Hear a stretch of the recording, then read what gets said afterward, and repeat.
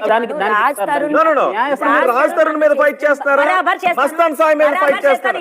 లావణ్య మీరు రాజ్ తరుణ్ మీద ఫైట్ చేస్తారా? ఇద్దరి మీద ఎలా చేస్తారు? మీరు ఇచ్చిన కంప్లైంట్ పట్టుకుని రాజ్ తరుణ్ లావణ్య మస్తాన్ సాయి ఎలా కంప్లైంట్ చేస్తారు?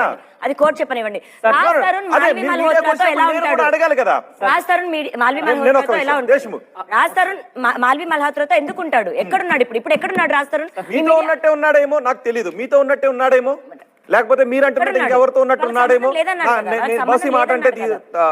లేదన్నారు కదా, వాళ్ళకి సంబంధం లేదన్నారు. మీకు బ్రేకప్ అయిపోయింది. మీకు బ్రేకప్ అవ్వలేదు. ఇంట్లో నుంచి పారిపోయాడు. నేను ప్రిజన్ నుంచి బయటకు వచ్చే లోపు పారిపోయాడు.